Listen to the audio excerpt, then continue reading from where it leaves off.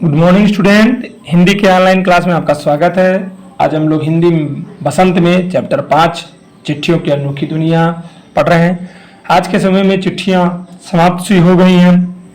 Electronic media, social media, इन सभी के develop होने के बाद अब चिट्ठियों का समूह, चिट्ठियों का रुतबा, चिट्ठियों का जीवन धीरे धीरे गौरैया पक्षी की तरह, गिद्ध पक्षी की तरह समाप्त हो रहा है। अब कोई चिट्ठी लिखने का नौबत नहीं कर, चिट्ठी लिखते भी हैं तो हम लोग इलेक्ट्रॉनिक मीडिया पे लिखते हैं। मैसेंजर है, फेसबुक, ट्विटर है, ये सारी चीजें इस पे लिखते हैं। लेकिन जब इन दूरसंचार उपग्रहों या इन दूरसंचार चीजों का विकास इतना तेज अपने देश, अपने समाज में भी, विश्व में नहीं हुआ था, तो चिट्ठियों का जो एक रुतबा था, एक जो महत्व था, वो बरकरार था। इस कहानी में जो है वो अरविंद सिंह ने एक चिट्ठियों के माध्यम से लोगों को बताया है कि किस तरीके से चिट्ठियों की मिलने का, उसका उत्तर देने का, ये सारी चीज़ों का जो अपना एक अलग महत्व था, उसी के बारे में इसमें चर्चा की गई है। चलिए शुरू करते हैं। पत्रों की दुनिया भी अजीबोगरीब होती है दोस्तों, और उसकी उपयोगिता हमेशा से बनी रही है। पत्र जो काम कर सकते हैं वह संचार का आधुनिकतम साधन भी नहीं कर सकता। पत्र जैसा संतोष फोन या एसएमएस भी नहीं दे सकते। कितनी बड़ी बात लेखक कह रहा है कि आज भी इस आधुनिकतम जमाने में जब electronic media, email, phone, messenger, Twitter, पता नहीं क्या क्या है, इंस्टाग्राम और सारी चीजें हैं, लेकिन उसके बाद भी अभी भी जो है पत्र लिखने का जो एक रुतबा है, पत्र लिखने का जो एक संतोष है, वो अभी कहीं नहीं। पत्र एक नया सिलसिला शुरू कर सकते हैं, करते हैं, और राजनीति, साहित्य और कला के क्षेत्रों में तमाम वाद विवाद और नई घटनाओं की जड़ भी पत्र ही होते हैं। दुनिया का तमाम साहित्य, जितना भी साहित्य, वो पत्रों पर ही केंद्रित है। मानव सभ्यता के विकास में भी इन पत्रों ने काफी महत्वपूर्ण भूमिका निभाई है, ऐसा लेखक मानता है। पत्रों का भाव सब एक जगह एक जैसा है, भले ही उसका नाम अलग अलग हो। पत्र को उर्दू में खत, संस्कृत में पत्र, कन्नड़ में कागज, तेलुगु में उत्तरम, जाबू और लेख, तमिल में कड़ित कहा जाता है। पत्र यादों को सहेज कर रखे जाते हैं। इनमें किसी को कोई संदेह भी नहीं हो सकता। हर एक की अपनी पत्र लेखन की शैली, कला होती है। हर एक पत्रों का दायरा दुनिया भर के रोज करोड़ों पत्र एक दूसरे को तलाशते हुए ठिकानों पर पहुंचते हैं। भारत में ही रोज 4.5 करोड़ चिट्ठियां डाक में डाली जाती हैं, जो साबित करती हैं कि पत्र कितनी अहमियत रखते हैं। पंडित जवाहरलाल नेहरू ने 1953 में सही कहा था कि हजारों सालों तक संचार का साधन केवल हरकारे, रनर्स या फिर तेज घोड़े जो दौड़ते रहते। पहले के जमाने में हर राजा महाराजा या लोग एक दो हरकारे रखते थे, रनर्स रखते थे, या तेज घोड़सवार रखते थे, जो क्या करते थे, पत्र को इधर से उधर पहुंचाते रहते। उसके बाद पहिए आए, पर रेलवे और तार से भारी बदलाव आया। तार ने रेलवे से भी तेज काम से गति या संवाद का फैसला शुरू किया, जिसे हम लोग तार बोलते थे। अब टेलीफोन, वायरलेस और आगे रडार की दुनिया बदल रही है। पिछले शताब्दियों में पत्र लेखन ने एक कला का रूप धारण कर लिया। डाक व्यवस्था के सुधारों के साथ ही पत्र को सही दिशा देने के लिए विशेष प्रयास भी किए गए। पत्र संस्कृति विकसित करने के लिए स्कूली पाठ्यक्रम में पत्र लेखन का विषय भी शामिल किया गया है। भारत में ही नहीं, दुनिया के कई ऐसे देशों के प्रयास के चले और विश्व डाक संघ ने अपनी ओर से भी काफी प्रयास किया। विश्व डाक संघ की ओर से 16 वर्ष की कम आयु वर्ग के बच्चों के लिए पत्र लेखन प्रतियोगिता आयोजित करने का भी सिलसिला सन 1972 में शुरू किया। यह सही और खास तौर पर बड़े शहरों और महानगरों में संचार साधनों के तेज विकास और अन्य कारणों से पत्रों की आवाजाही भी काफी प्रभावित हुई।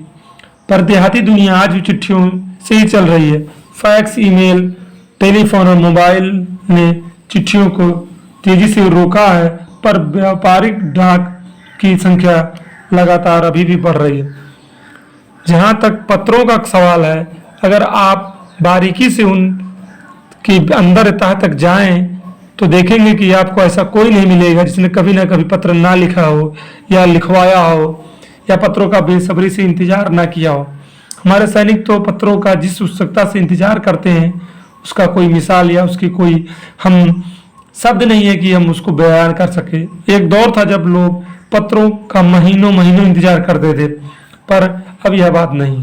परिवहन के साधन इतने विकसित हो चुके हैं कि अब पहले से लोगों के लिए संचार का इकलौता माध्यम चिट्ठी ही था, पर आज भी साधन और विकसित हो चुके हैं। आज देश के ऐसे लोगों की कमी नहीं जो अपने पुरखों की चिट्ठियों को सहेज कर और संजोज कर विरासत के रूप में रखे हुए हैं, या फिर बड़े बड़े लेखक, पत्रकारों, उद्यमी, कवि, प्रकाशक, सन्यासी या किसान इन पत्र रचनाएं अपने अपने आप में एक खोज का विषय है। अनुसंधान मतलब खोज का विषय है। अगर आज जैसे संचार साधन होते तो पंडित नेहरू अपनी पुत्री इंदिरा गांधी को फोन करते, पर तब पिता के पत्र पुत्री के नाम नहीं लिखे जाते, जो देश के करोड़ों लोगों के प्रेरणा का स्रोत है। इंदिरा गांधी और पंडित जवाहरलाल नेहरू, पिता पुत्री की जोड़ी, उनके लेखन के तरीके, पत्र जो नेहरू अपनी बेटी को भेजा करते थे, वो आज भी लोगों की प्रेरणा का स्रोत बना हुआ। पत्रों को तो आप सहेज कर रख सकते हैं, पर एसएमएस संदेशों को आप जल्दी ही भूल जाते हैं। कितने संदेशों को आप संयोज कर रख सकते हैं? तमाम महान हस्तियों की तो सबसे बड़ी धरोहर या यादगार उनके द्वारा लिखे गए पत्र ही हैं। भारत में इस श्रेणी में राष्ट्रपिता महात्मा गांधी को सबसे आगे रखा जा सकता है। दुनिया के तमाम संग्रहालय जानी मानी हस्तियों के पत्र के अनूठा संग्रह रखा हुआ है। भारत में आजादी के पहले महासंग्राम के दिनों में कुछ अंग्रेज अफसरों ने अपने परिजनों को पत्र में लिखे, वे आगे चलकर बहुत महत्वपूर्ण पुस्तक बन गए।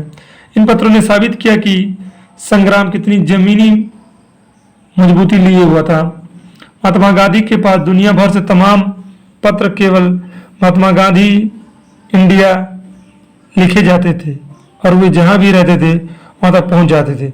आजादी के आंदोलन की कई अन्य दिग्गज हस्तियों के साथ भी ऐसा ही हुआ था। देश दुनिया की सबसे बड़ी संख्या में पत्र उनके पास पहुंचते थे, पर पत्रों का जवाब देने के लिए मामले में उनका कोई जोड़ नहीं था। कहा जाता है कि जैसे ही उन्हें पत्र मिलता था उसी समय उसका जवाब भी लिख देते थे। गांधी जी की बात हो रही है। अपने हाथों से ही ज्यादातर पत्र का जवाब दिया करते थे। जब लिखते लिखते उनका हाथ दाहिना हाथ दर्द करने लगता तो बाएं हाथ से लिखने में जुट जाते थे। महात्मा गांधी ही नहीं, आंदोलन के तमाम नायकों के पत्र गांव गांव में मिल जाते हैं।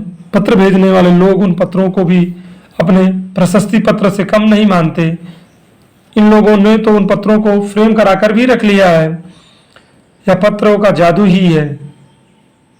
यही नहीं, पत्रों के आधार पर कई भाषाओं को जानने और समझने का, किताबें लिखने की भी बातें हो चुकी हैं।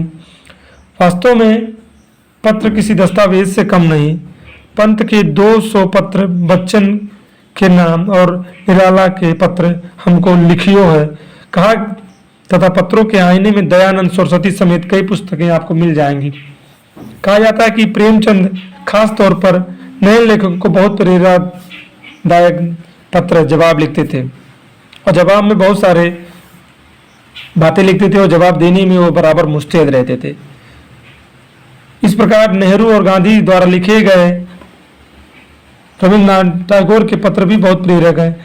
महात्मा और कवि के नाम से महात्मा गांधी और रविन्द्रनाथ टैगोर के बीच 1915 से 1941 के बीच के पत्राचार का संग्रह प्रकाशित हुआ, जिसमें बहुत सारे नए तथ्य और उनकी मनोदशा का भी लेखा जोखा मिलता है।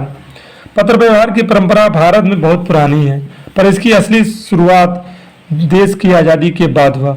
तमाम सरकारी विभागों की तुलना में सबसे ज़्यादा गुडविल डाक विभाग का ही है। इसकी खास वजह यह है कि यह लोगों को जोड़ने का काम करता है, घर घर तक इसकी पहुंच है। संचार के तमाम उन्नत साधनों के बाद भी चिट्ठी पत्री की जो हैसियत, जो मान्यता है, वो भी बरकरार है।